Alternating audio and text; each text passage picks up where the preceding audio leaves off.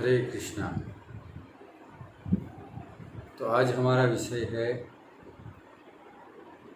कि जब किसी व्यक्ति का या फिर हमारे किसी स्वजन का अगर उनकी मृत्यु हो जाती है तो मृत्यु होने के बाद जब उनका अग्नि संस्कार होता है और अग्नि संस्कार के बाद जब हम वापस लौटते हैं, उनको दाह संस्कार के बाद जब हम वापस लौटते हैं तब वापस लौटते समय हमें रोना नहीं चाहिए। अब यहाँ पर एक प्रश्न होता है कि रोने से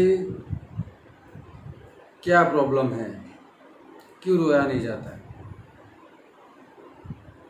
तो गरुड़ पुराण के हिसाब से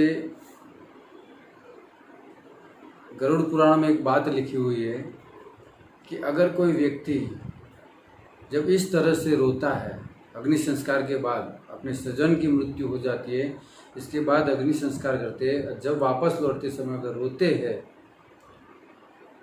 तो उस आत्मा को क्या झेलना होता है, उस आत्मा को क्या दुख होता है। तो गरुड़ पुराण में वर्णन है कि जब हम वापस लौटते हैं उसको तिलांजलि देने के बाद, अग्नि संस्कार के बाद, तब जब हम रोते हैं तो हमारे आँख से आंसू निकलते हैं, नाक से कफ निकलते हैं और मुख से भी कफ निकलते हैं। तो उस जीवात्माओं को जिसकी मृत्यु हो गई है, जब उसको यमदूत यमपुरी ले जा रहे होते हैं तब रास्ते में उसको ये चीज़ सब पिलाया जाता है।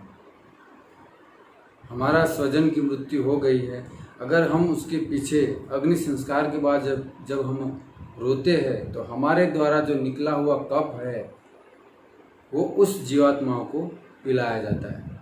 हमारे आँख से जो आंसू निकलते हैं वो उस जीवात्माओं को पिलाया जाता है। इसलिए कभी भी हमें अग्नि संस्कार के बाद कभी नहीं रोना चाहिए। इस बात को हमें ध्यान रखनी है, क्योंकि पूरा जीवन उस संसार में रहते हैं, इस संसार में भी इस सारे दुखों का ये दुख वो झेलते हैं और मृत्यु के बाद भी जब अगर उनकी मृत्यु हो जाती है उसके बाद अगर हम अग्नि संस्कार के बाद जब हम रोते हैं तो ये भी इनके लिए दुख का कारण होता है, क्योंकि हमारे द्वारा निकला हुआ कफ जो है, आँख का आंसू जो है, सब उसको पिलाया जाता है। क्योंकि यमराज यमपुरी में जब ले जाया जाता है जब आत्मा को, तब रास्ते में कोई पानी या कोई खाने पीने की व्यवस्था नहीं होती है, क्योंकि अगर पाप करके हम जा रहे हैं नरक में तो वहाँ हमारी सेवा नहीं होती है। रास्ते में बहुत ही पिटाई होती है और जब हमें प्यास और भूख लगती है तब हमें ये सब खिलाया जाता है।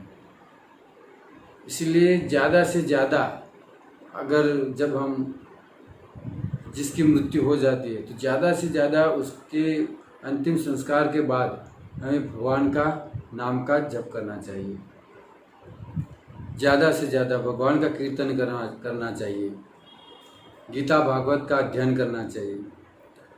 तो ऐसा सत्कर्म हमें उनके पीछे करना चाहिए। तो आज का विषय मेरा यही था, आज का कहना यही था कि कभी भी अग्नि संस्कार के बाद न रोए, क्योंकि उस आत्मा को बहुत ही दुख होता है, उसे बहुत ही कष्ट झेलना होता है। इसलिए सबसे नम्र विनती है कि अग्नि संस्कार के बाद कोई व्यक्ति न रोए। हरे कृष्णा।